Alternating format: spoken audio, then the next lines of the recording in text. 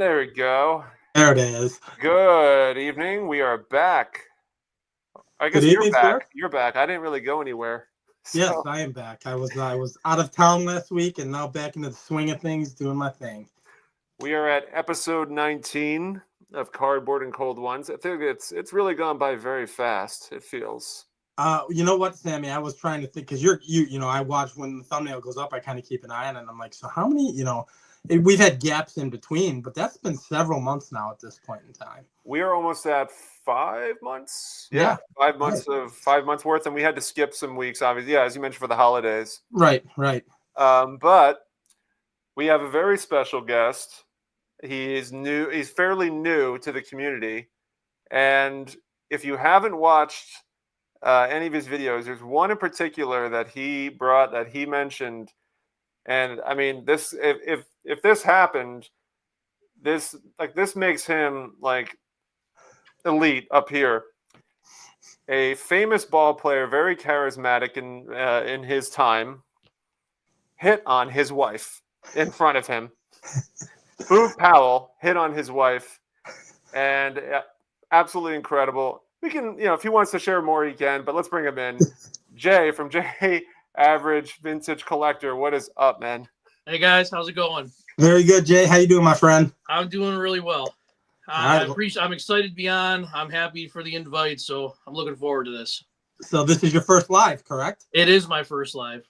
Awesome. So yeah, I know you're fairly new to the community. You've been a commenter though for a while. Yes. I know, so I've actually talked to you prior to you even having your channel just through the comments. But I guess I don't know. We'll do this officially, Sammy. We'll let Jay start talk about what got him into starting a channel, what his channel's about, and then if Jay's more than willing, then I want to hear that story again. Yeah, no doubt. So go ahead, sir. Rattle it off. So my story really, like everyone else's, right? As far as collecting story goes, I collected as a kid through the 80s, and honestly, some of my earliest, I remember my childhood collection, which I no longer have, which is a story in itself. But what I do remember is that my aunt and my grandfather were two of the most important people when it came to pushing me to collect baseball cards. And they would always it seemed like they were always bringing home packs of baseball cards, and I would open them. And I specifically, like 1985, 1986, I was 5 and 6 years old. And these have to be some of my earliest memories. I remember opening up those packs of 85 and 86 tops. I also remember having a ton of 84s. And even prior to that, I know I had a stack of 71s. I have no idea where those came from. I don't think they were my grandfather's collection because they were the oldest cards that I had. So I don't know whose they were or how I had them, but I had them for years. And I collected through the 80s into the early 90s and mid 90s. And then in the mid to late 90s, switched exclusively to collecting hockey cards. I got really into hockey, followed the Buffalo Sabres. We don't have a major league team here. I'm outside of Buffalo. So at the time I lived in Buffalo. So the Sabres were kind of like the big deal. Sabres and the Bills around here. I wasn't really interested in football that much. So, collected hockey cards through the 90s. And then once 2000s hit, I was kind of like out of it. I was in college. I was, working. I was doing other things. And that's pretty much like everyone. I think a lot of people's paths go that way. I ended up getting rid of my entire childhood collection, and it's totally regret it at this point. I hate that I did make that decision. It was a decision at the time. I bought my first house. It was a very small house. It was like, 800 square feet, not a lot of storage. And here I am lugging around this entire collection, and just ended up getting rid of it and all my comic books, everything. So in the, about 2010 or so, got back into collecting football, did that exclusively for a few years, and, collected Bills, as many Bills as I could. That's all I wanted to do was Buffalo Bills. And then again, got out and then back into modern baseball in like 2013. And once in 2013, I went heavy. I just started jumping in and just buying. And I did that pretty much straight through till 2021, all modern. I was a modern guy, focusing pretty much on the Astros. And then I had 3 player PCs that were not Astros, and that was David Wright, Evan Longoria, and Grady Sizemore. Those were the 3 side PC collections that I had. Sorry, I got stuff popping on my phone. I apologize. No, you're fine. So in 2021, the prices, you guys all know, just everything went bonkers, and I was like, man, I'm out, and it just, the modern scene got kind of stale to me and just saturated. And I never thought that I could get into vintage because I was ignorant in the fact I just assumed everything was so out of reach. There's no way I can afford, to get into vintage. And I really didn't know too much. I mean, I knew the big names that everybody knows, Mano, Maze, Babe, Garrick, but I didn't really know like a lot of the other smaller types of, or not smaller, but bigger names. I just didn't know a lot about them. And because I didn't think I could afford them, I really wasn't interested in learning anything about it. So in 2023, and I'm not really sure what prompted it, but I all of a sudden ended up I said, you know what, I'm going to get back into it, but I just hate modern. I need to go a different direction. And I decided to check out vintage. And I was on a bunch of Facebook card groups. I joined a vintage one, and I was like, let me just see what's out there. And sure enough, I was just like, it was one of those things where I jumped on. I was like, I'm just gonna get something small. I'm gonna get something real small. And that first card that I bought on a Facebook group was this Willie Mays right here. Hold on a sec. Sorry, let me. 72 in action, Mays, yep. right?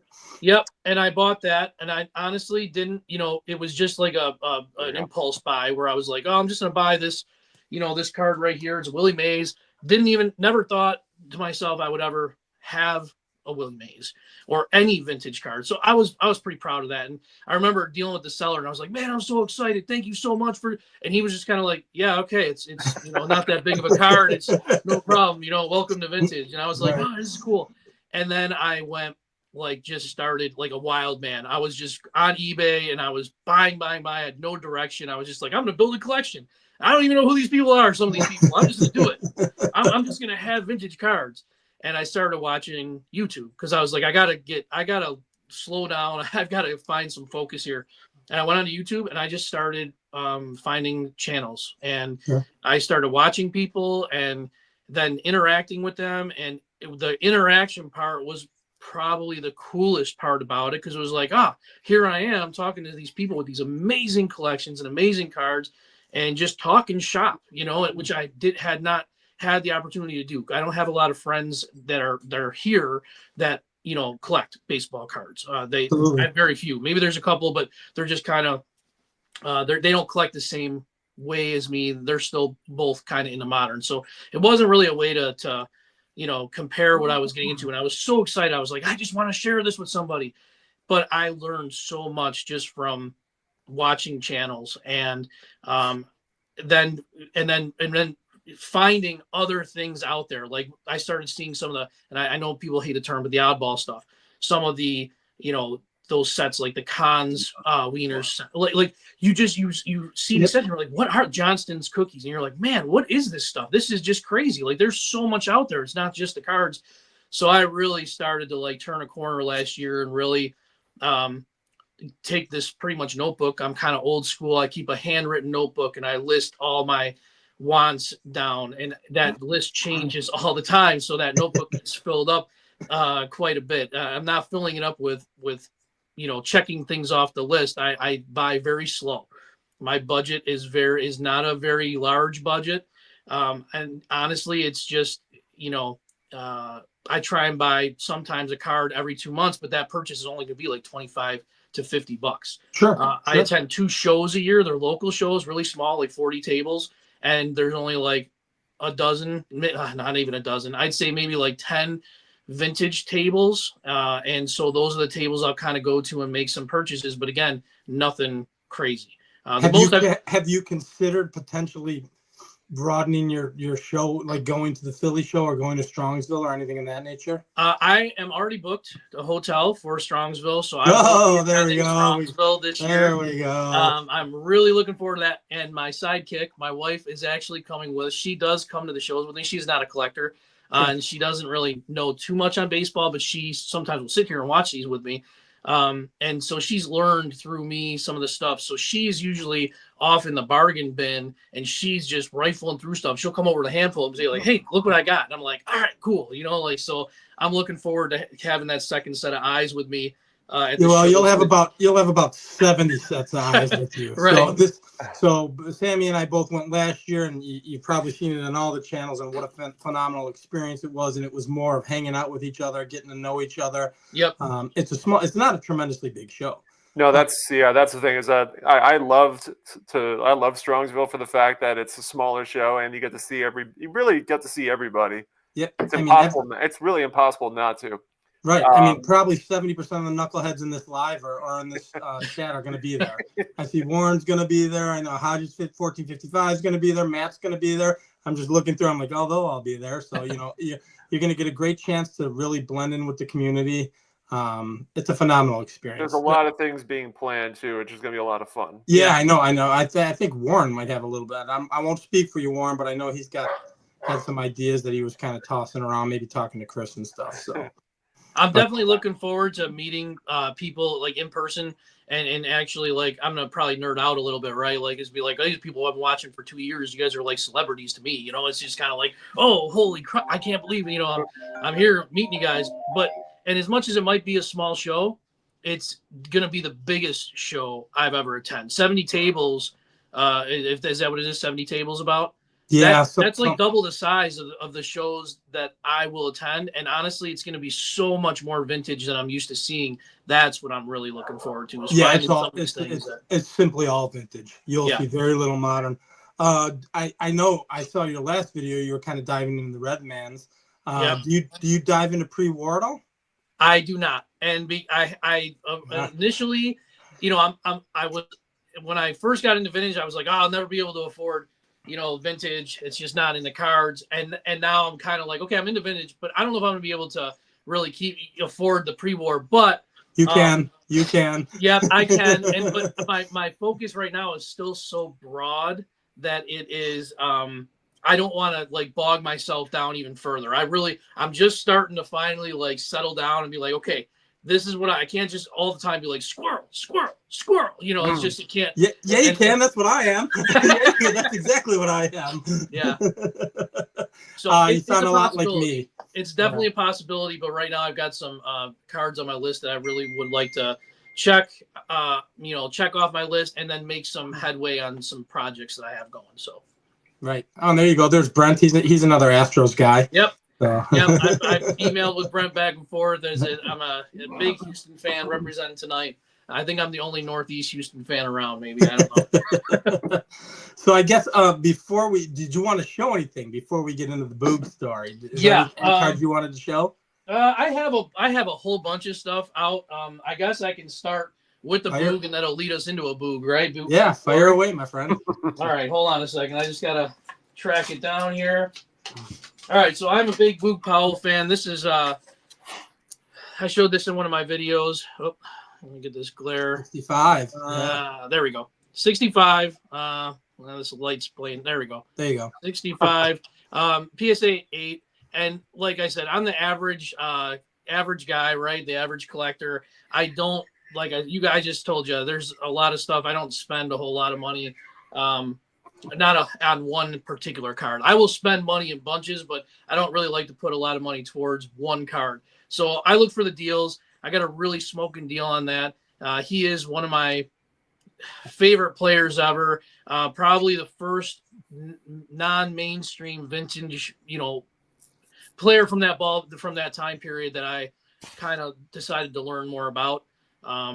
So I'm trying to do a Boog run. Sure. I only have a few because I'm doing so many different projects. I'm only adding a few at a time. So shoot me a text after this of which ones you don't have. It's a longer list. I think I only have that one and maybe one other graded. I have a bunch raw, but I'm trying to get all those in the player runs I'm doing. I'm trying to get those all graded. So sure. But yeah, we'll definitely shoot you an email. But so Boog, I guess I'll tell you on my Boog story how this all came to be. So I have family in Baltimore area, and occasionally we will go down there for baseball games. So Baltimore, the Orioles have kind of become like, if I had a second team, it would be Baltimore, and it's really not that far of a drive for us. It's like 6 hours or so to Baltimore, so not too bad. So we got tickets to go one time to Camden Yard, and my family said, "Hey, make sure you check out Boog's Barbecue. If you're gonna go, check out Boog's Barbecue. It's the best barbecue joint around." I was like, "Okay, where's it at?" And they were like, "Oh, it's right in the stadium." I said, "Oh, okay." So we went, we had it, and it was delicious. And afterwards, my family, "Hey, did you eat it?" Oh, I said, "Oh man, it was awesome." Yeah. I was like, "So how did Boog get? Who's this Boog guy? How did he get a place in the state?" And they were like, "Man, you don't know who Boog Powell is?" And I said, "No, I have no idea who Boog Powell is." So they start telling me, about Boog Powell, and I start looking. I'm like, "Wow, this guy. I've never heard of this guy, but this guy was a stud in his day." So a couple years later, now this is going to 2016. My wife and I go down to Camden Yards to see the Orioles play the Astros, and again, we meet up ahead of time with my family. My stepmom's brother is down there, and we meet up with him. He's going to the game too. We have some lunch, and we go into the stadium, and we see Boog's Barbecue. And he was like, "Hey, occasionally Boog is still here. Like, he works at the barbecue joint." And I was like, "Get out of here! Really? He's got to be like ancient." He's like, "No, seriously. He's definitely still here." I said, and so my attention immediately goes over to this figure, and I say, "What's he look like?" And my uncle says, "I don't know. He's a tall guy, kind of heavier set with reddish hair." And I pointed. I was like, "That guy right there." And he goes, "Oh yeah, that's Boog right there." So I was like, "Well, there's nobody around him. Like, you wouldn't know that this guy is a legend here." So I was like, "I'm gonna go introduce myself to him." So my wife and I go over. I introduce myself. I tell him, "Hey, Boog, I'm a big fan." This guy, he was the most personable guy around, and it was a blast. I could have sat there and I wanted to sit there and listen to him tell stories for hours, and I know that we couldn't. So I finally tell him, I said, "Hey, do you mind?" And we told him, we said, "Hey, we came, he asked us where we were from. Oh, we're from Buffalo. Because I was wearing an Astros shirt. So he's like, "Oh, are you from Houston?" I said, "No, I'm actually from Buffalo." He's like, "Oh, Buffalo. I used to play there. When I was in the minors, real cold there." Yeah, it's real cold. That's kind of our story. And so I said, "Do you mind if we take a picture?" And he says, "No, take a picture." So I get on one side, my wife gets on the other side. He's got his arms around both of us, and it was very hot that day. So my wife was wearing this shirt that was, for the summer, right? Right. And he had his arms around us, and as we're taking the picture, I could feel him. He's pulling her closer, and he leans forward and he looks right down on her chest, and he says, "On those cold nights in Buffalo, just think of old Boog." And I was like, "Man, I can't believe it." And I started laughing.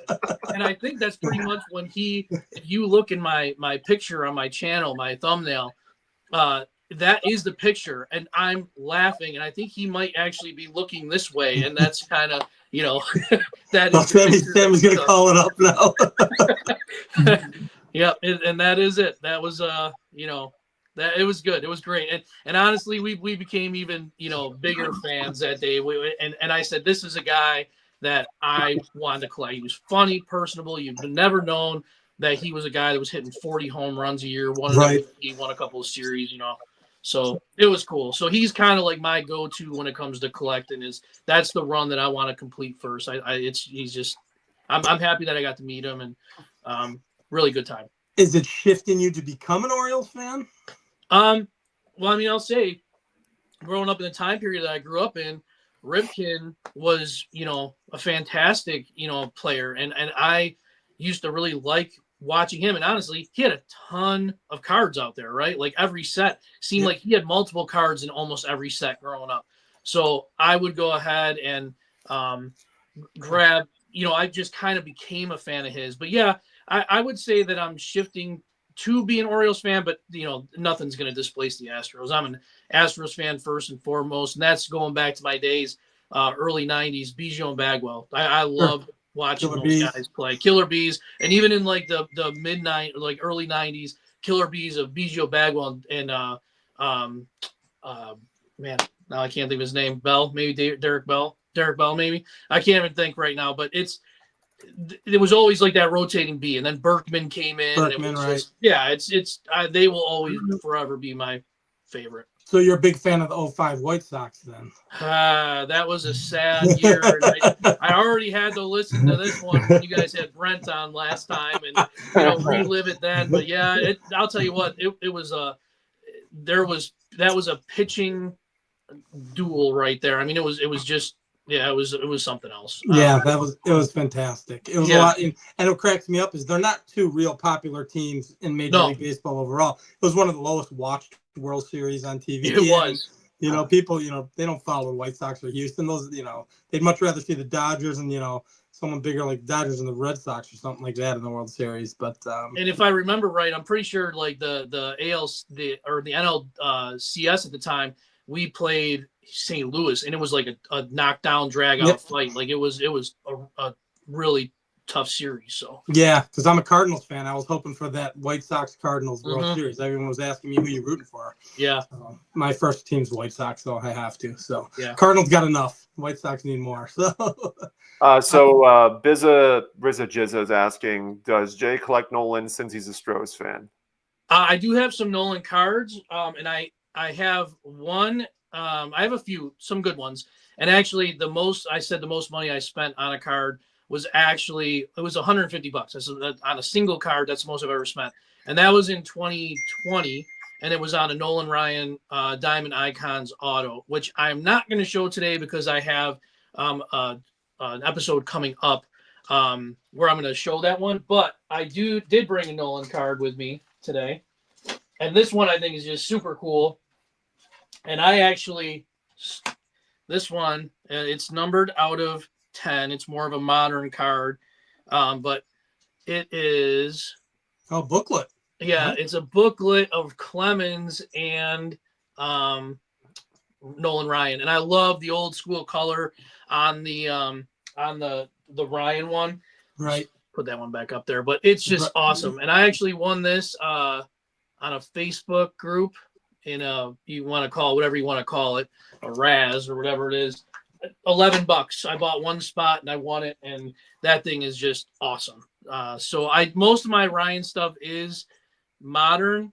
I do have, I'm building my 73 set, so I have the 73 Ryan. I believe I have a 74 Ryan too, but I don't actively go out and look for his cards. But if they're there, it's And that card, that Diamond Icon, for what I bought it for in 2020, I can't imagine what that would go for today. Right. Really right. Great. So. No, that's very cool. That is awesome. Yeah. So I mean, you mentioned you're going to be going to Strongsville. Yes. Your first time going, I believe, right? Yeah, first time going. So, is there any sort of plans for any cards that you want, or have you worked on any like a list for yourself yet? There's a plan. I think your mic cut out. Might be getting there we go. Sorry, there's my phone going. I have a plan of sorts, but like I said, sometimes I can make out that plan and say this is what it's going to be. But my plan right now is this. So I'm a quantity over quality guy. And I think that's kind of why I'm the average collector, because I would rather have more of a collection than maybe, just a few really nice cards. So what I'm working on right now is the Boog Powell run. I'm looking to get the 62 and the 63 both. I'm going to try and get both of those because those are the two bigger ones of his, run. Graded or ungraded? Graded.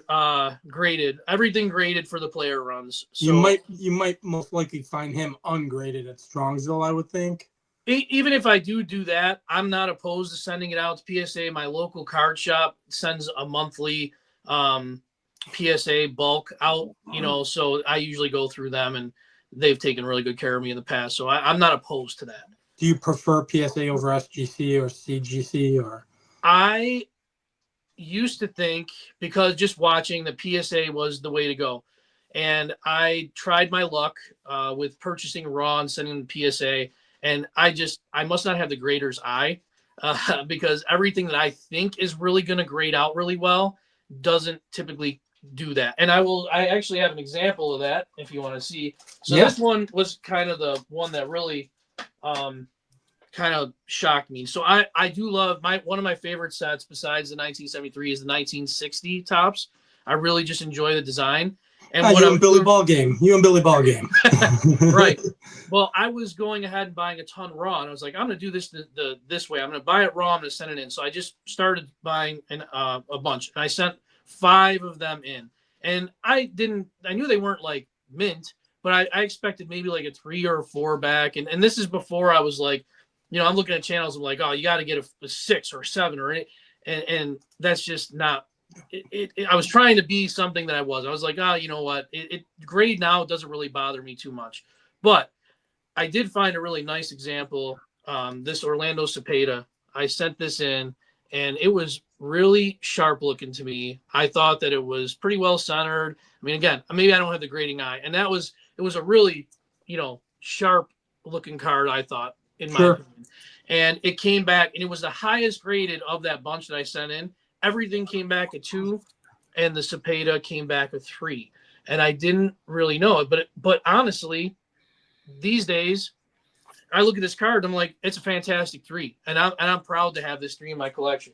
So I do like the way that PSA looks with certain sets. The 60s, I think I like them better in the PSA, but I am doing 2 Hall of Fame runs. I'm doing the 52 Bowman, and I'm doing the Diamond Stars Hall of Fame run, and those I like in SGC.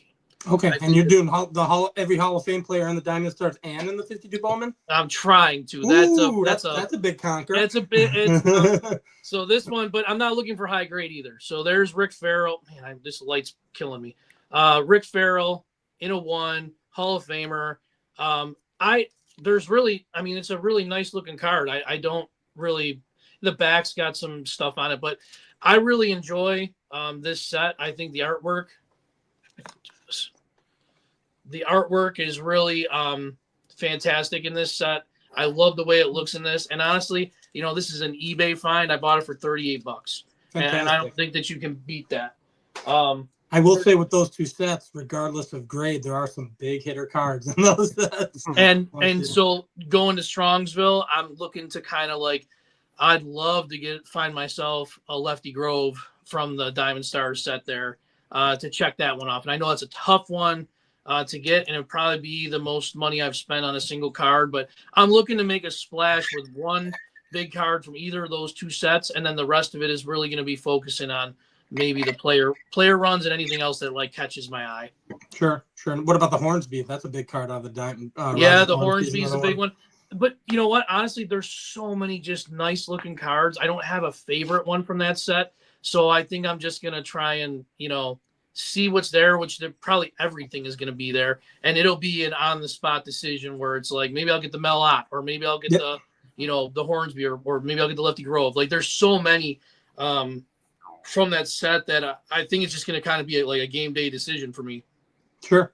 The beauty is that you're gonna have the list of dealers that are there. Like all the big vintage dealers are there. So you have Stan, you have Ash, you have William Chappell, you have Craig.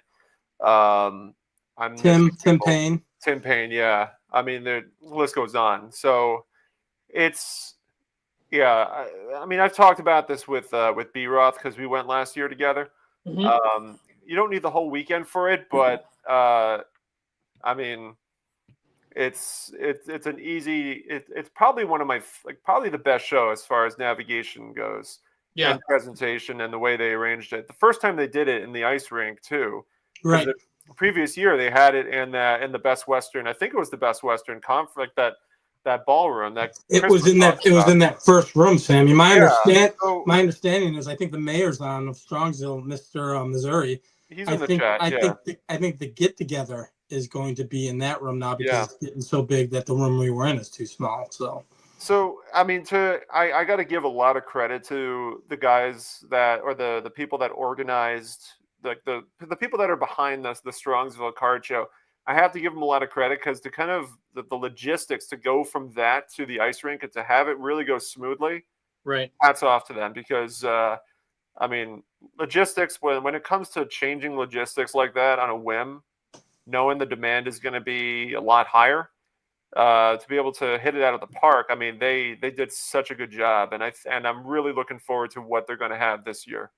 Yeah, I'm really. I was actually talking about this with my wife. I'm anticipating the actual attendance to be possibly twice as much as it was last year. I mean, and just in YouTubers alone, Sammy, it's going to double. It's going to at least double. Yeah, I'd imagine so. The only thing to look out for, Jay, is when you get to the Best Western, make sure that you're not set up on the 6th floor. I am actually not staying at the Best Western. We are staying in a Hampton, which is only like 8 minutes away, I think. Right. So we'll be driving in and we'll have our car because it's only like a 3.5 hour drive for me to Strongsville, so it's not too bad. Yeah, I drove last year. I mean, it's about 5.5 for me. So I actually rent a car, but this year I don't think I'm even gonna rent one. I'm trying to save every penny for what I have in store. So at this point in time, and that's kind of where I'm saving. I'm trying not to do I'm doing whatever I can to not spend. And I said, come January 1st, I'm not going to spend any money until Strongsville. And then I spent I bought like 3 cards on January 2nd or something. And was like, all right, no more now. Right. So killer for me is in March. We've got the Chicago Sports Spectacular, and all of those dealers who will be at Strongsville. Every dealer we just rattled off will be at the Chicago Sports Spectacular, and there's a few that don't go to Strongsville that I really like. So I might do a heavy hit there. And then I'm already on loan. I already owe on cards. I owe Sammy money when he there's so it's like, that's right, man. You got yourself quite a there it is, my JoJo White baby. Rookie card. Don't forget about this, baby. That's the big boy. So I might come down there and it'll be me buying drinks and lunch because that's all I'll be able to afford. I won't be buying a card. No. I doubt it, man. Oh, we'll figure out a way to spend some money on cards. There's just got to be a way to do it. Yeah. So. I will say that there's the two top cards on my list, period. And they don't go with anything. They don't go with that 52 Bowman or the Diamond Stars. I absolutely love, I don't know if we're calling it the 48, 49 Leaf or the 49 Leaf, whatever we're doing. Right. But I'd really like to get the matching set of the Ted Williams and the Joe DiMaggio. Those are, and it's going to be low grade.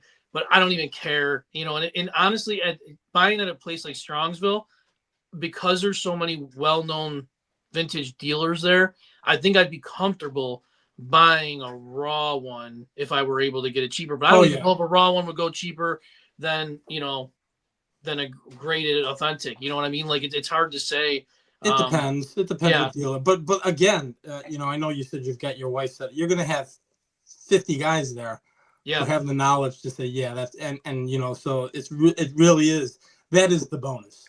Yeah, I personally, when I go to shows, I typically like to go lone wolf, and in this last year I've been kind of switching it up. For the first time at the National, I walked with Sammy, I walked with Alex and Scott, Reindeer Studios. Now I'm walking local shows with Vintage Steve and Mitchell, White Sox fan and card collector. So I'm kind of used to just like hanging out, and you've got that pair of eyes. Yeah. And you just kind of and this show's small enough where you can walk with people and hang and have a good time. Because by the second day, you're going to see everything that's in there. Yeah. You really are. So, I mean, I'm going the whole weekend, Sammy, but it's more for I'm going more for the hangout than anything else. I'll what I pick up, it might be done in the first day. And then this was the big pickup in a matter of 30 minutes. Yes, exactly right. I'll put myself here for a minute, but I'll go back to Jay in a second. But I pivoted fast because the Stahlmeyer was the one I really wanted. Right. And nobody had the Stahlmeyer maze because I knew it would have been out. It would have been in the display case.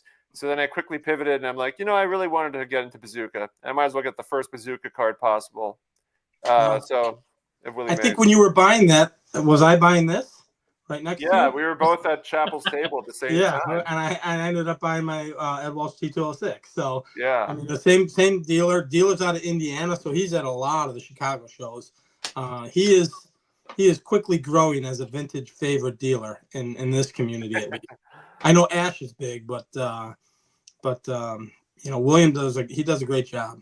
So I tried getting him on to join like a Four Collectors video. I tried because Garrett talks to him. Yeah, they're buddies. Yeah. Actually, Garrett was working the booth when I bought the Walsh. He was behind he was there. Garrett's making the rounds, but I tried talking to Garrett, seeing if he would talk to William Chappell and be like, "Hey, would you come on a Four Collectors video, or on like one of our cardboard and cold ones?" And he was like, "I doubt it." He's like, I have a what is it, a face for radio? I think is what he said. Right.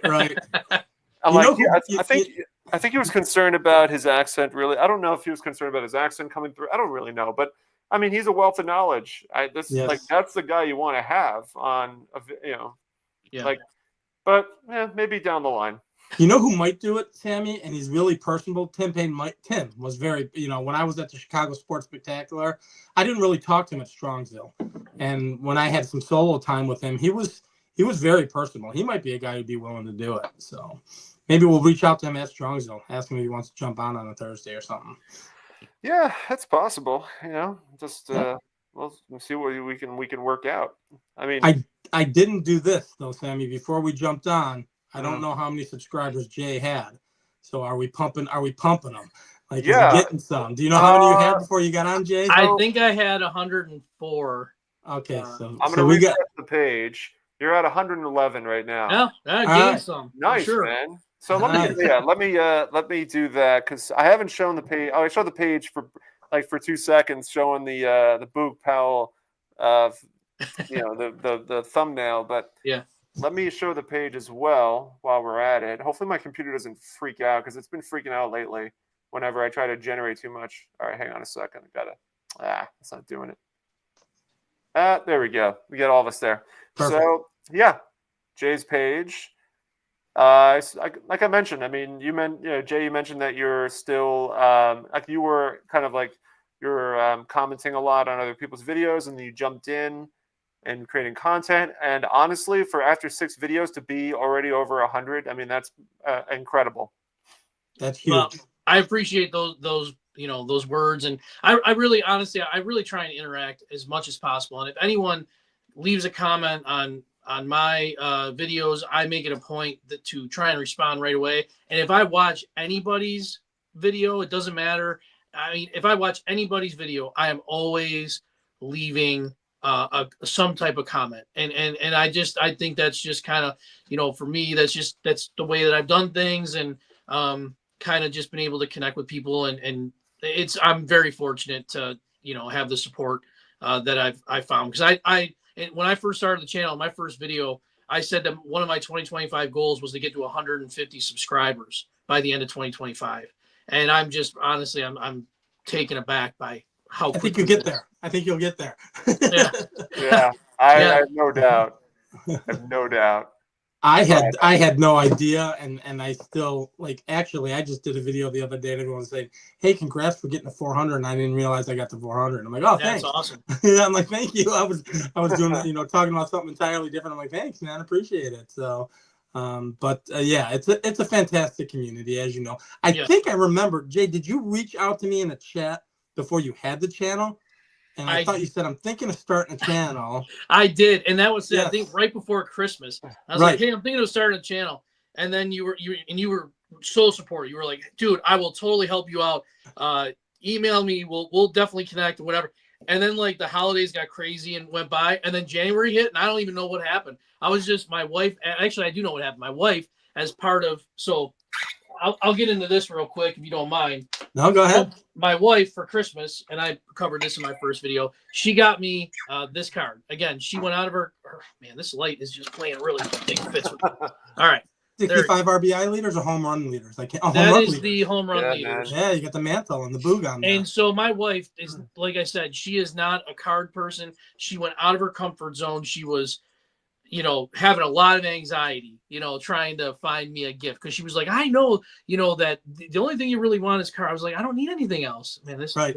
You know what it is? It's the top light up here, but everyone can see that. If you hold it where you were holding it, you could see it. Yeah, like a little bit over more to there you go, right there. Yeah, that's good. Sorry. This is the new. You can definitely tell new person channel here. I'm still trying to figure out the lighting. But so she got that for me, and I was pumped. I was like, wow. And she told me the reason she bought that card was because she knows who Mickey Mantle is. Who doesn't know who Mickey Mantle is? But she knew, she was like, wow, Mickey Mantle is on the same card as a Boog Powell. This is a card I need to get. Did good. And I was like, this is awesome. Pretty good. On top of that, she got me a light, she got me a phone stand, and she got me the card stands. And she was like, "This is for your channel." Wow. And I was like, "Huh." So January 2nd came around. I was like, "All right, I'm just gonna set it up." And as you can see, I recorded it the wrong way when my phone was up and down. Like I didn't know what I was doing, you know, and it just kind of. Did John 3D80's kid chastise you? He's the first one to say, turn your phone when he sees a video. Right. So I learned that after the first one, and kind of it's been, I wouldn't say it's been smooth sailing, but it's been something. And a thing I guess that my wife wants me to clear up is that in most of my videos, except for the first one, I'm always in a blue t-shirt. I do own more than just a blue t-shirt. Typically, that is my work shirt. And when I record videos, I always it's after work because as the house is to myself, there's nobody here, and I can actually record then. So I have like 20 blue t-shirts. It's not just the same one over and over again. Trust me, okay? 95% of my videos, I'm in a Louisville hoodie and this hat. People must think I own one outfit. Yeah, so right. It doesn't make a difference. And I'm like, I don't care. No one's looking at what I'm wearing. And that's what I said too. She says, "Well, you got to stop. You got to change it up and wear something else." And I was like, "All right, yeah, okay." So I think that just might be my thing now, just being the blue t-shirt all the time. Right. I'm the fat 51-year-old guy. No one's checking out my hat, unless they're making fun of me, like Billy's making fun of the Kansas Jayhawks or something like that. Other than that, they don't care. I do have a couple more cards, or a few more cards. Not a couple. I mean, I don't want to, you know. Go ahead. Run it. This is you. All right. So, and these next ones, they all kind of have stories with them as well. So, I always said, like I told you guys, I didn't think I'd ever be into vintage. And the last thing I thought is, even if I got into vintage, I'd never own a Mickey Mantle. There's no way. There's just, it's impossible. And I know now, you know, here I am talking that way, and I'm aiming for the 52 Bowman run, you know. Right, but, right. This is a card I went to. It's called the Legends and Stars show. It's the show that I go to that's local. It's in Batavia, New York, and they do it twice a year. They usually get a lot of Buffalo Bills to come for in-person signings. Like I said, I only go for the few vintage tables that are around. So we were there, and I was walking through, and I bought a few things. And I was just looking, and I see this Mickey Mantle, and I'm like, oh man, this Mickey Mantle, it's beat up, but it's you know, in Mickey my Mantle. price range. It's in my price range. Right. And so I had talked to this dealer in the beginning of the show, and we talked for a while. He had an amazing collection.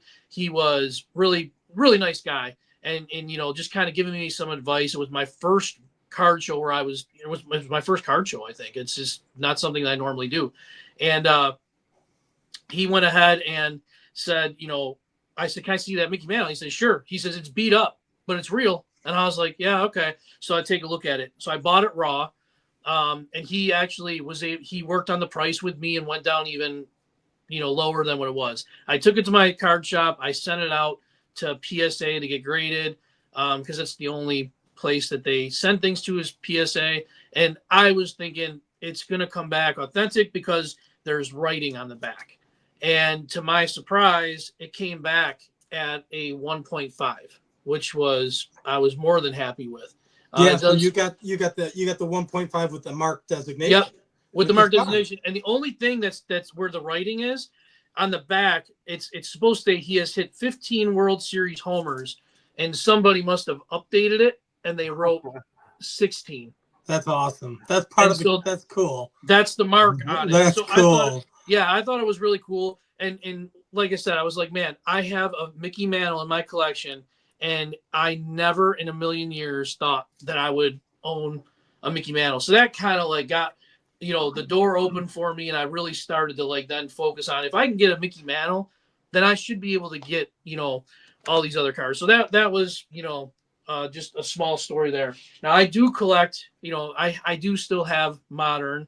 Attaboy, so do I. This one is important because this was a gift 2 years ago from my son. So I always tried to get my son into collecting, even when he was really young. And I would buy baseball cards, and he didn't. It just never set, you know. And I'm not giving up on him. There's definitely time for him to be like 30 and say, "Dad, I want to collect cards." And I'm going to say, "Yeah, sweet. All right, let's go. I'm going to get you. Let's go. You know, get some stuff." But he gifted me, and it was the sweetest gift. It was and I didn't honestly I don't remember him getting this, but I remember going through his binders with him one day, and I was like, "Oh my God, Jack, I can't believe you have this." And so we took it out, we put it in a top loader, and then he gifted it to me as his gift to me, and it was an Oh yeah, there you go. And that's, I mean, honestly, for what this guy is doing in this day and age, I mean, that's just, it's amazing. And to have my son, that be the gift that my son got me, it was. And yeah. I think on the registry that's considered his that is the because he's got 500 rookie cards. That's the base rookie. Yeah. So I was really happy to have that one, and again, it's a card that's going to hold a story for me, and you know, it's awesome. Yeah. And then another one, just real quick that I have. This one, when I first got back, so I told you I sold my childhood collection. The first card that I bought, that was when I said I'm getting back in, and this was in 2013 or whatever it was. I said, this is, I'm getting back in, and I made one purchase. It was an eBay purchase, and I went out, and this card was dirt cheap because at the time the Astros were, 100 loss team for 3 years in a row.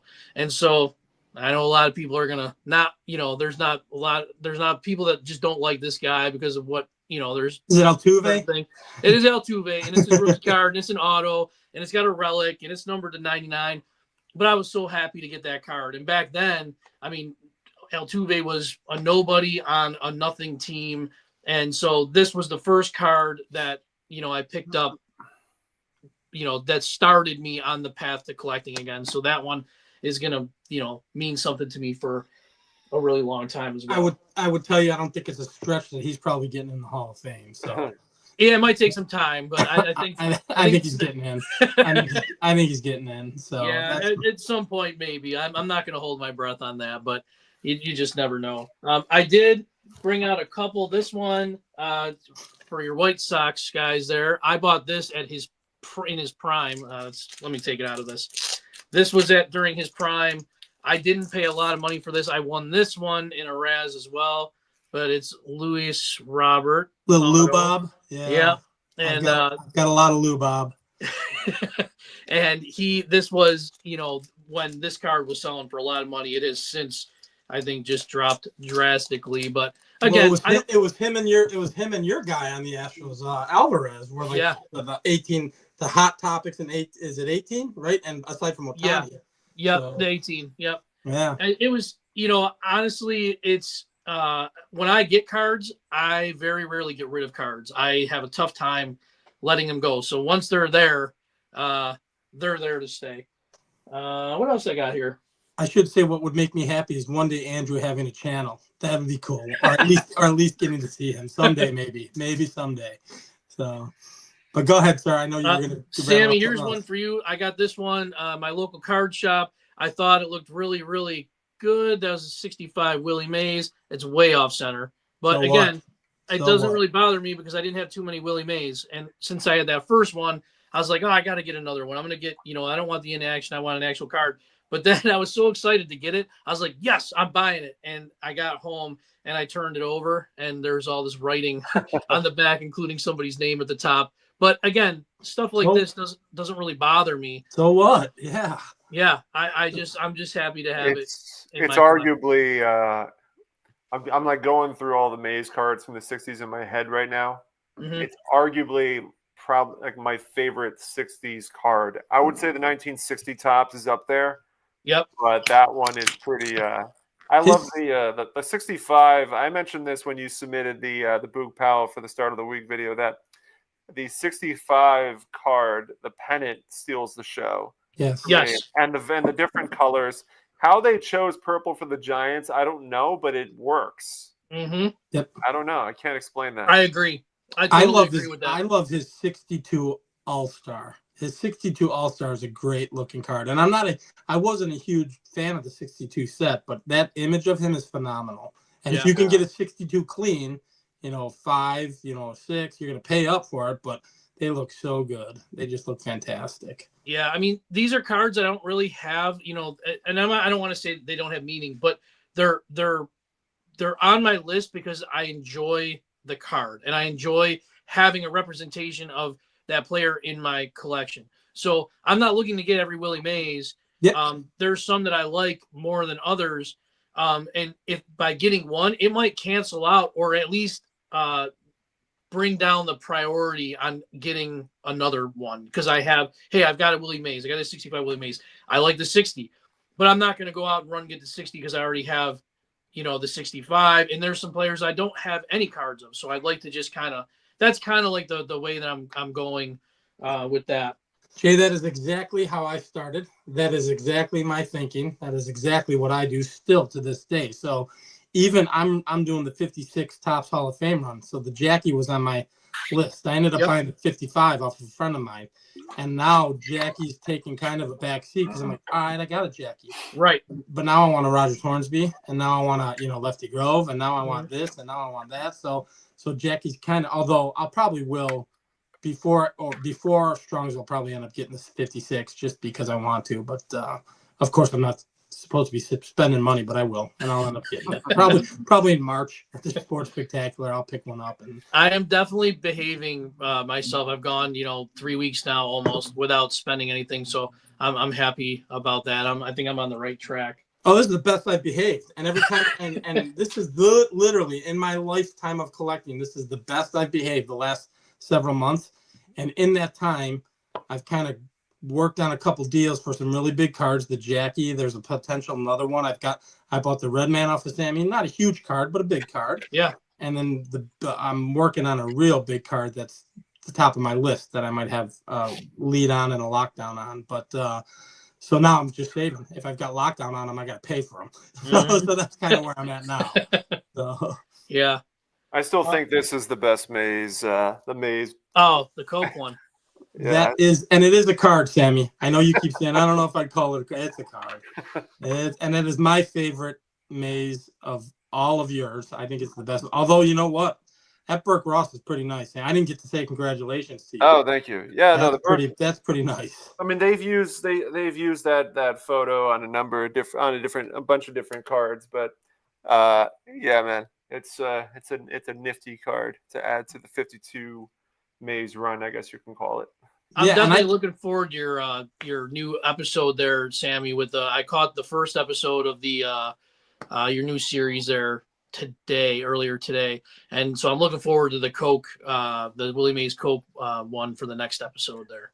Yeah, I'm hoping they get.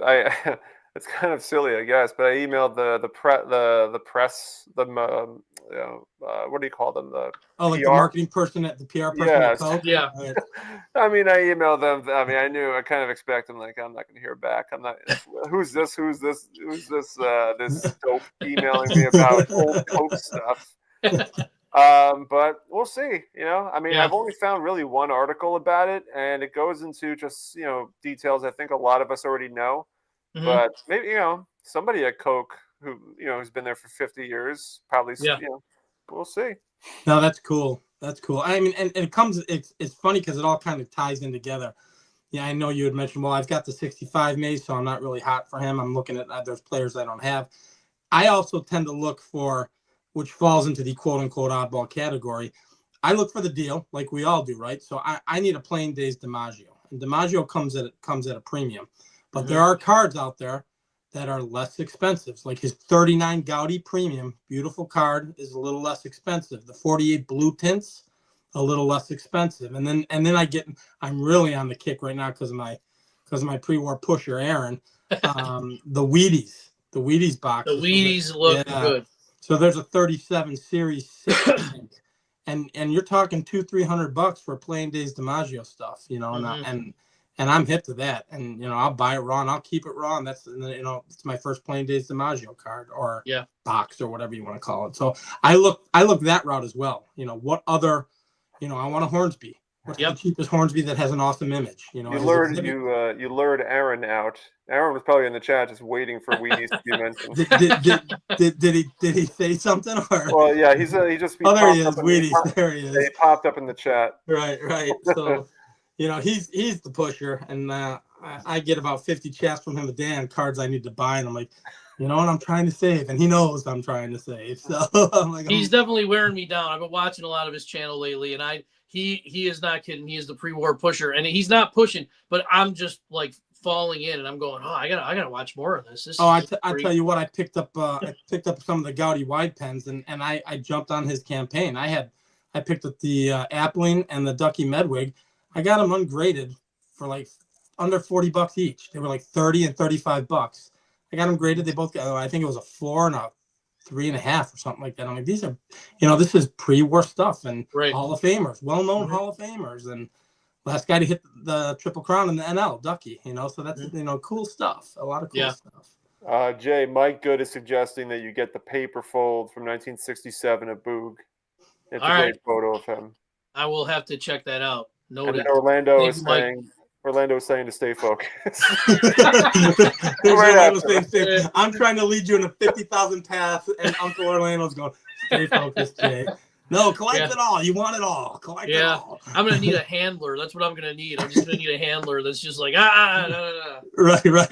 Look at chicken. Ooh, look. You guys want to keep going for a little bit? I'm yeah. We have a great the amount of people we've had tonight. We have had almost as much as like 60 people, so we're doing well. All right, so I showed these two. These two are kind of repeats from. I already showed these on my channel, but Big Duke Snyder, Pee Wee Reese person. I'm actually working on their player runs as well. This is not part of their player run, but I found these at my card shop the other day. Are those the Bell brands? Are those Bell brands? These are the golden stamps. Oh, the golden stamps. Okay. And this one's kind of miscut. I think I don't actually know which is the correct. Which one is supposed to be the correct one? I want to say this one is without the border stars or dots, whatever it is. But I didn't really care about that. I was like, man, these are from 1955. They're in great condition. So this one has something on the back, and I believe someone commented in the video and told me that was part of a sheet or a magazine that it came on. This one doesn't have anything on the back, but really nice cards. They're again, I'm working on both their player runs, and I say that without having a single Pee Wee Reese yet. But again, that's something Strongsville could very well. I could grab my first one, and Duke Snyder. I mean, just I kind of like once I discovered Boog Powell, and I will say I am not a Yankees fan. I've never been a Yankees fan. Yankees. Pretty common. Yeah. So I wanted to look at some of those historical powerhouse teams, and the Brooklyn Dodgers just kept coming up. And I started looking at some of that, and you just go, wow, these teams were amazing. Plus Jackie Robinson, and then finding out how Pee Wee Reese was really involved with Jackie's transition to Major League Baseball, and then finding out more about Duke of Flatbush, man. He was awesome. The guy was a beast. And they both had military service, which is, to me, I hold that in really high regard. So guys that I really like to collect and kind of was drawn to. Another one from my local shop. This is this Brooks Robinson. Picked this one up, there's a price on the back. It was like $10, which might be a little bit more than they're going for. But honestly, that doesn't really bother me. That's about right. 68 game. You can that's a cheap mantle too. If you're looking for another mantle. Yeah, that or the 64 Giant. Brooks again. Orioles, that Orioles connection, and once you learn about Boog, you can't help but learn about Brooks, right? So that's another guy, another player run. And I know I keep saying this. I got 7 player runs going at the same time, plus those 2 Hall of Fame runs. I'm just and I promised myself I'm not going to keep expanding on that. But then there's all the other stuff that you grab in between. So I will say this. I'm going to interrupt you and say, he's already unfocused, Orlando. He's already unfocused.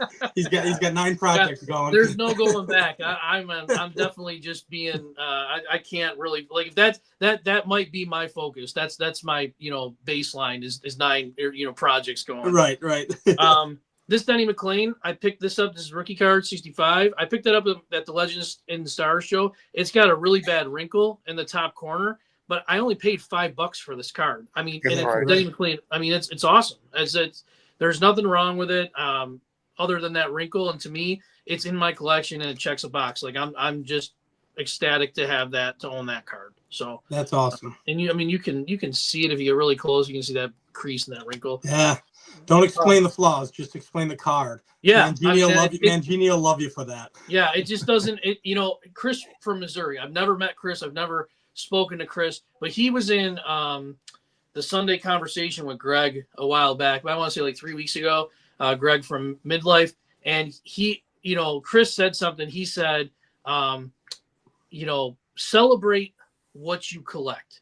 And I was like, or celebrate what you have. And I was like, man, like that is so true. Like it's not a keeping up with the Joneses type thing. It is celebrate what you have. And that's what I'm doing, and I'm okay with having stuff that has, and I call it good character, or a lot of character. Like this right here, this just means that this has been through some battles, right? Or it was really appreciated by someone that originally had it. It doesn't mean that it's junk to me. And the same goes for the junk wax stuff that I collect. I still love the 84, 85, 86, 87, 88, all those 80s cards in the 90s. I love it. It's nostalgic for me, and I celebrate those cards. And if no one else wants them, great, because that's better for me, right? Because then I'm going to just be like, yeah, I'll take that. Those are treasures to me. The only thing I will say is, and then Billy didn't help the situation, don't give that guy from Missouri too much credit. His head'll get big. He knows he's a knucklehead. Don't give him too much credit. He roots for the Missouri Tigers, so we know he's not that intelligent. I actually, when you were mentioning what Chris said, it almost sounded like Chris a little bit. Yeah. Celebrate what you like. Yeah, right. And that's it. He just said it so it's almost like I think he got to the end of whatever it was that he was saying. He almost like stopped himself, was like, I'm just gonna say that, and it was that's where it went, and it stuck with me, and I was like, huh, sorry, Billy. Don't worry, Chris was the only reason he hesitated is he was confused. That's all. He forgot what he was saying. So, and he knows. I like to Chris and I rib each other. He is one of the greatest in our community. He's a fantastic guy. Absolutely. And everyone that I've interacted with. I mean, Billy has emailed me multiple times, gave me a shout on his channel. Before I forget, Joe, Redneck Collector, gave me a shout out today. I watched his video today. Thank you very much, Joe. That's awesome. He has a great channel too. So be careful of that guy too. He's a little dangerous, and he's a Cardinals fan. Watch out for him. But I was texting him about 10 minutes before we got on. I was talking to him and a couple others. So yeah. What else I got? I got my rookie, one of the first vintage cards. I think I bought this at my first show too. It's I think I paid a little much for this. The dealer really wasn't moving too much, but this was one that was on my list. And I'm building 80 is my birth year. And, my guy at my card shop says, if you're going to build something, you got to build your birth year. And I was like, okay. So I know it's not really vintage. It's like the end of vintage. What year? 1980. That's vintage. That's the last vintage year, in my opinion. Is it? All right. Yeah. I thought some people say 79 and, I think. No, I consider 80. 81 is when Flair and Donruss took the scene. And so 80 to me is the last. I think the consensus would be most on the channel would probably say, and the chat would say 80. So. Yeah. What else? Oh, this one, my best graded 60. Great card. Great card. It is a 5. Again, that Batavia Legends and Stars show. I got that at my first show there. And I bought this guy for $20. Yep. Great card. Yeah. Great card. Another guy who belongs. That glare is driving me crazy. There we go. That glare is driving me crazy. But if I remember right, Kurt Flood was the guy that fought for trading. Kurt Flood was the guy and the reason of free agency, basically. That's what it was. For all intents and purposes. So the as a player, you didn't have much saying where you were going and what was going to happen, and he fought for that. And quite honestly, I think if anyone were to vote him in, it should be there is the players' vote. At some point in time, you would think, well, this guy was the pinnacle of all you guys making literally multi millions. Yeah, it was because of him. So, and a great player. If you look at his stats, great player. Right. Of course, I'm biased. I'm a Cardinals fan, so I'm gonna be a little biased. But let's see. Same card show. I bought this raw. Bought this for $40 and then sent it out for grading. It's beat up. I mean, it's got a crease down the middle. 55, nice. Yeah, 55 Snyder. Sent that out. Came back a 1, but it's pretty beat. It's got ripped down the middle. It's got a bad crease in the middle. But honestly, again, this is a card that I wouldn't be able to really, I'd spend a lot of money on at a higher grade. So I'm okay with that. Presents well and it looks fine in a case. Yeah. If that's all right. And then that's definitely just a really nice card. That's a good set. 54, 55. I really like both those sets. Keep this. I don't really know what this is. I found this at a smaller shop that I don't normally go to. It was the only thing I saw, but it's a stamp. It's got the old Houston Colts on there. It's connected to the Mets logo. There's nothing on the back, so I did look it up, and I think it came out in the '60s, and it was like a I don't know if it came in packs of something. Really kind of unfamiliar, but it's as an Astros fan, I was like, wow, that's really cool, and it was in really good shape too. It's they're saying it's the Jacob is saying it's the top stamp panel. Yes, one And 62. 1962 top stamps. Okay. Yeah.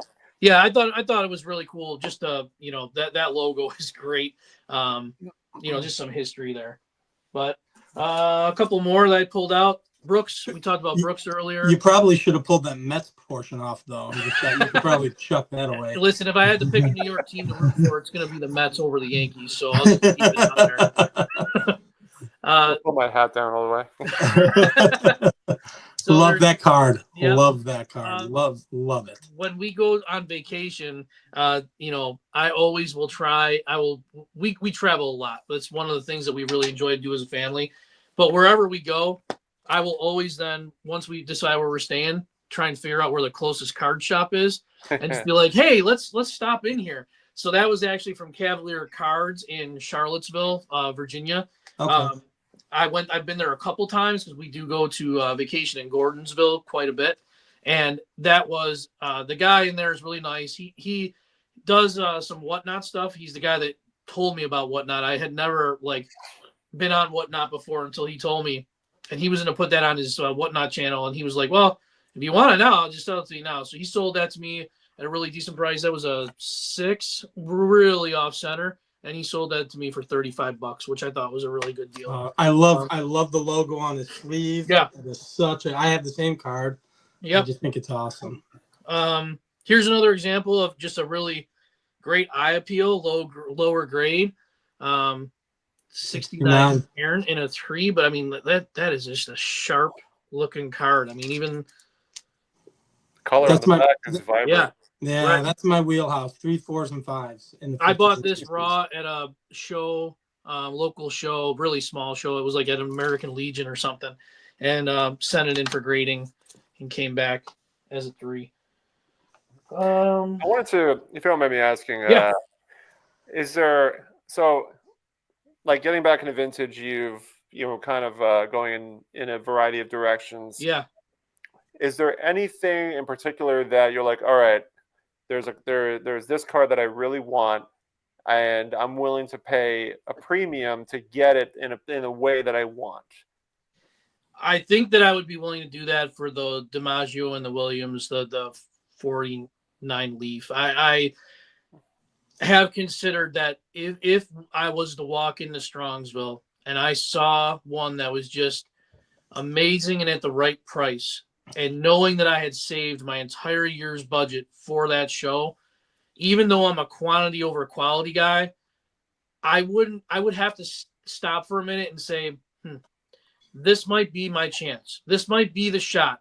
And if that means that this year I only buy one card and add one card to my collection, it's the one card or one of 2 cards that is at the very top of my list that you just can't find.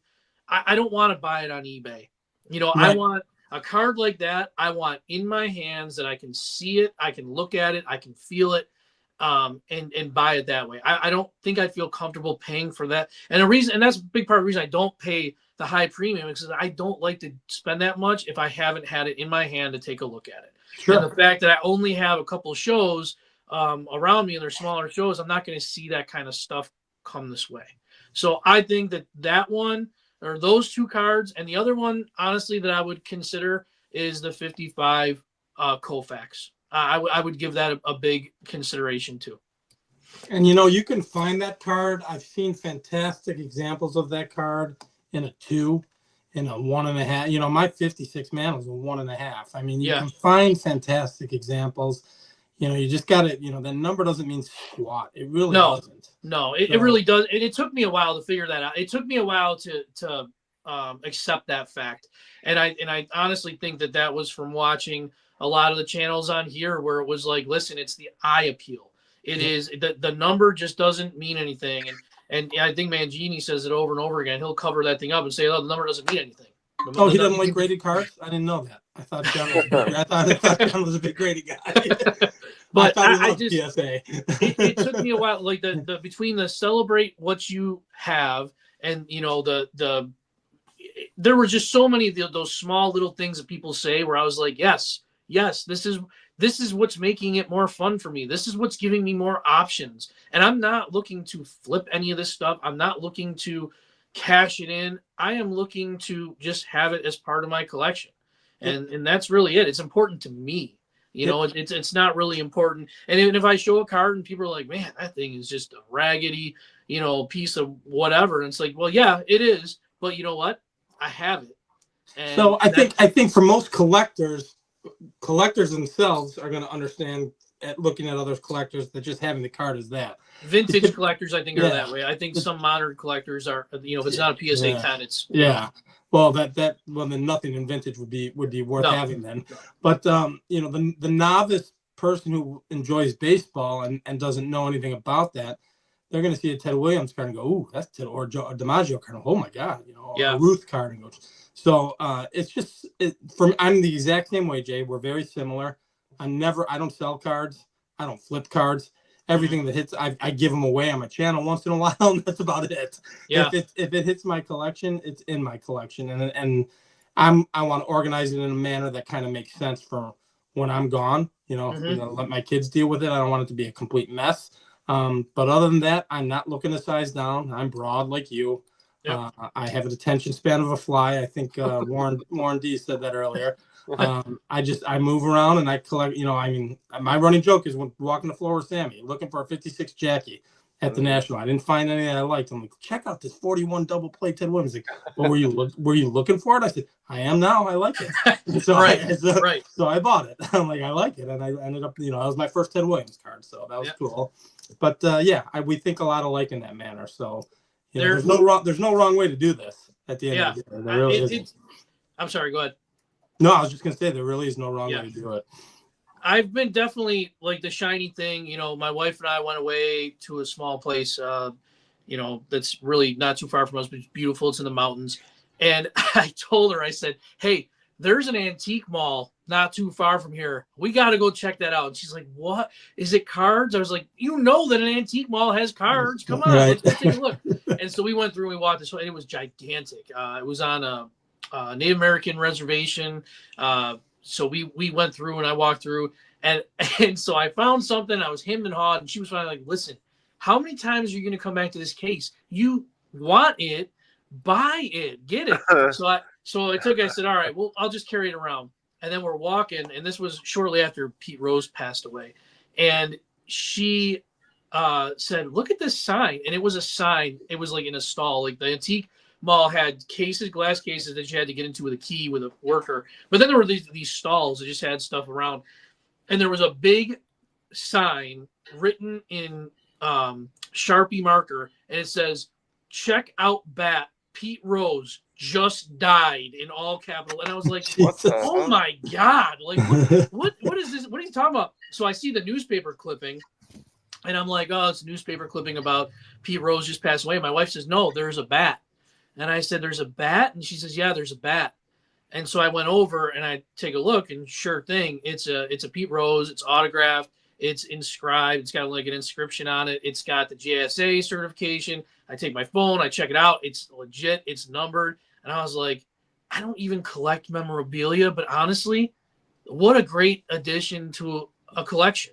And they didn't, even though they were advertising, I expected it to be some astronomical price. They were just going to hike the price up and, gouge people, but it was not. I looked on eBay and I'm like, man, these things are kind of for sale for the same amount on eBay. So let me look at the sold. I said, all right, you know what? I'm good with this. And, away we went. But again, I'm not a member, but it fits. It's part of my collection. I wanted that in my collection. And I'm glad that I, added that. I will tell you this: the guy signed so much in the last 20 years that it's not. I have a ball. I actually had him sign it at a show, and I kind of regret it because Johnny Bench was there, and I went and got Pete Rose. I'm like, I should have got the bench, because you can find Pete Rose everywhere. Although Johnny's signing a ton now too, but prices are going up. Over my shoulder here, there's a bad glare. but that is Johnny Bench photo that is signed in silver Sharpie, and then in the middle is right there is my Boog, Very cool. and then the one over on that side is Jeff Bagwell. Very cool. Very cool. That's Yeah. awesome. Yeah, that's kind of like my little man cave. Well, I will tell you, I did a look. You said you started at 104. You are now at 126. Wow, That's not bad. Yeah. Listen, everybody out there, that's awesome. I really appreciate it. I can't believe that people find this interesting, find what I have interesting. So that's kind of, really, really means something special to me. So I really appreciate that. And I'm going to do my best to make sure that, the videos are entertaining and show some cool stuff. So just do you. You've seen my high profile videos. There's nothing to them. I just get on and I go and just have fun with it. Don't make it work. Keep it fun. Everybody in the community understands people get busy. Life gets in the way. You got to take a break. You got to do this. It's what it is. That's part of the fun. The point of this, and I've said it 1,000 times, the point of this was much like you had said, getting the chance to meet people, getting the chance to find like-minded people who like what I like. And then once you meet everybody, it's just, it's better than any card I don't know. I'm hoping to buy a pretty cool card this year, but it's close to buying the best card you can buy. So yeah, I'm really looking forward again to meeting everybody in Strong. I am so pumped about Strong. Yeah, it's a lot of fun. I am really, really excited. It's going to be definitely my biggest, group of purchases, if not my biggest purchase ever. So, any aspirations to go to the National? We discussed it, and honestly, what I should have done is I should have gone last year because Cleveland is so close to me.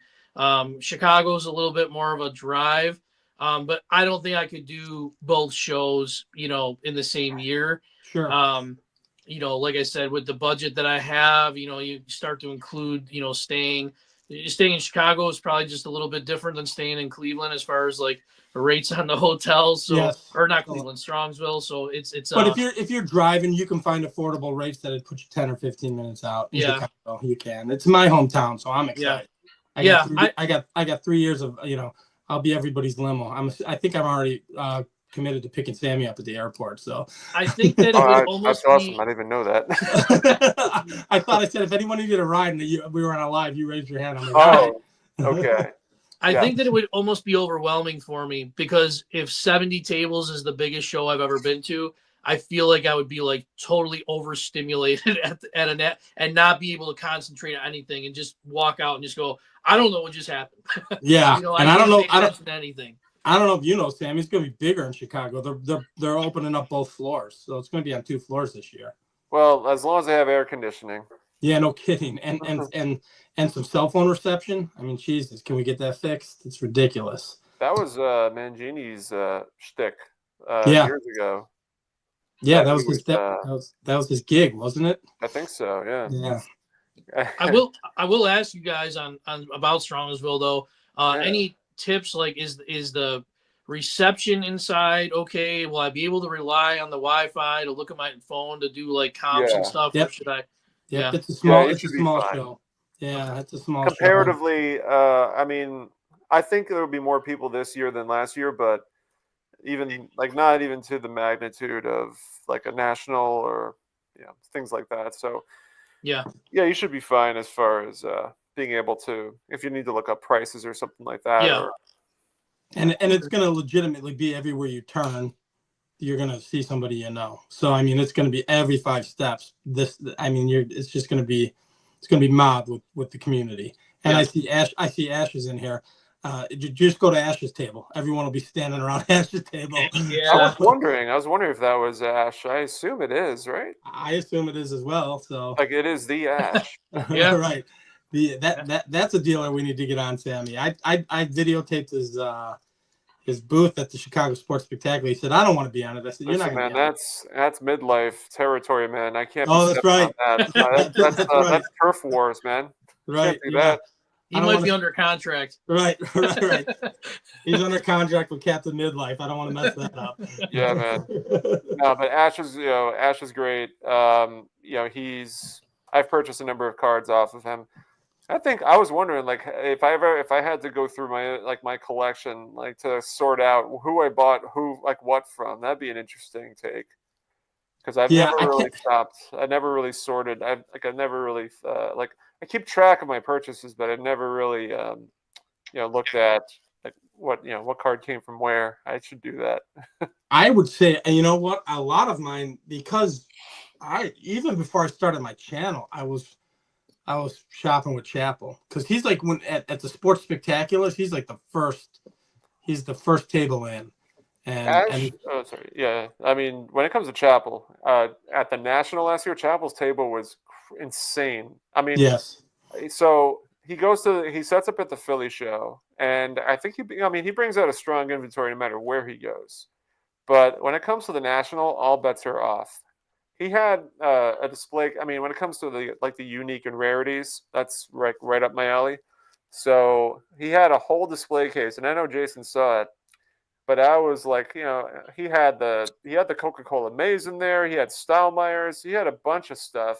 Drake's That, cookies, yeah, I mean, it Star was. decals, Oh my god! all that Sammy stuff is what I call it. All that out of the box stuff, and But it was in one case. it He had was 59. He had 59 bazookas in there. That's where Keith bought his mantle bazooka. The 59 was out right. of that case. That's awesome. But I remember because Drew, Drew was asking me to look out for what is it? I can't remember the player. It's not Carl Ferrillo. It might have been Carl Ferrillo. I can't remember. But it was a 52 Coca-Cola, and no, Stoudemire. Excuse me, it was Stoudemire.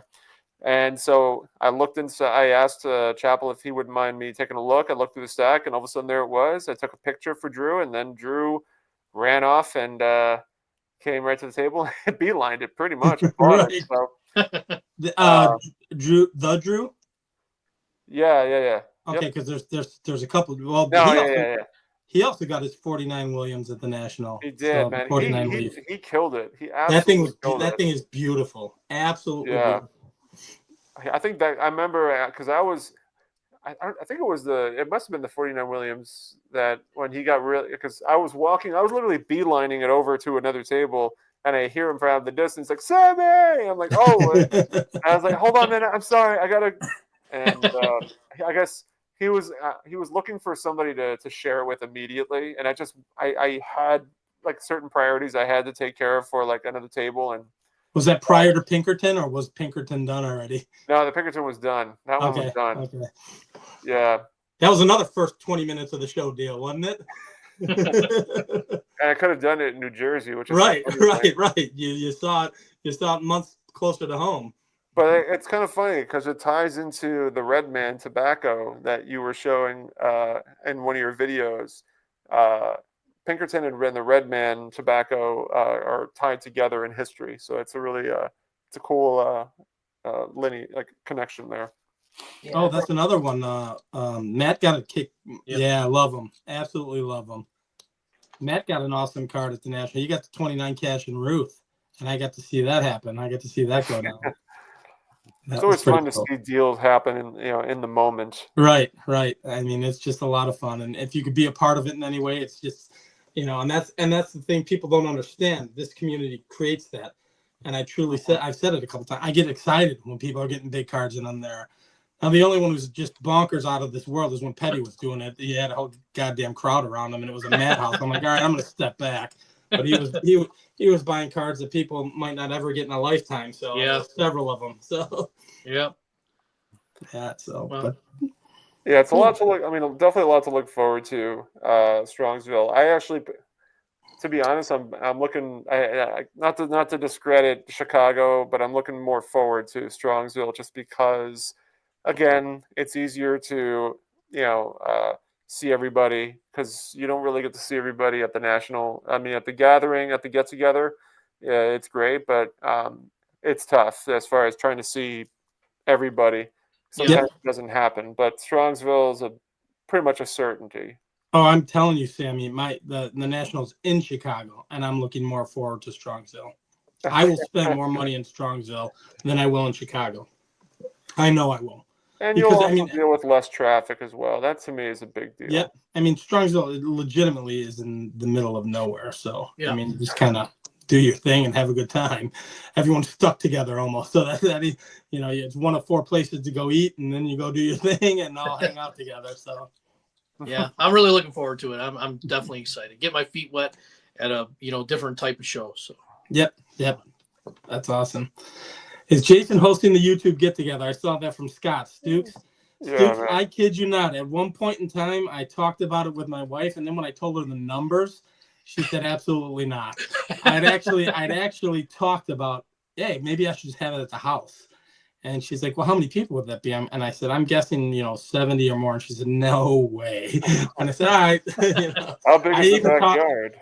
I was even talking to her about, why don't you leave for the week, and then I'll go on vacation, go up to our cottage, go somewhere, and then I was gonna open up the house and just say, oh all my right, God, we got 4 or 5 guys. You can stay here for free, and then but it's still, my house to the Nationals still, it's probably half an hour ride. It's not like it's 10 minutes, but still, after when you're all done, you just come back here, grill up some steaks and smoke cigars and relax. So look at that.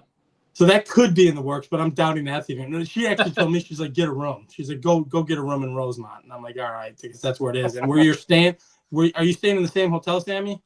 The Crown Plaza? Yeah. So I've got a buddy who works there, and I know everything's booked up, but I know he can get me a room. So like last minute, I might say, just give me a couple days in there. Give me your discount. So yeah, I'm kind of splurging on a hotel room.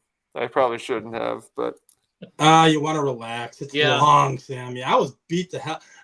Now, don't get me wrong. My frat house brothers, I had an absolute blast at the frat house in Cleveland. But at the end of the day, I was beat to hell, and I was jumping on an air mattress, sleeping in the same room as Chris from Missouri. We were snoring because I was drinking. I think Drew and a couple others were saying, you're the greatest snorer on the face of the earth. I said, well, I was drinking, so that's going to happen. So. Are you when you said your wife's going as well to Strongsville? Is she going to be attending the shows, or she's going to? She is. That's awesome. She's coming with, and she's gonna have. I think I'm gonna give her like a target list and say, memorize what these cards look like. This is what your mission is. This is what you're looking for. And she'll also be like the voice on my shoulder that's kind of like, are you sure you want to do this one? Because there's this, that. So and I kind of need that. I need a handler, right? She's my handler, but she's also really good. Like I said, she's the dollar bin, value bin. She doesn't even know what she's looking for, but she'll find something and be like, oh, this looks cool. This looks cool. And knowing some of the stuff that I have, if it looks like something that I've had, she'll bring it over. But if she finds a Boog or a Brooks Rot, she's right there. She's grabbing it up and say, hey, look what I got. So she's That's really awesome. helpful, and it'll be fun. That's awesome. That's very cool. Yeah. Incredible, man. Well, I don't know, sir. What do you think? We were an hour and a half. That flew by. Yeah. It went quick, and no nerves anymore. I'm good to go.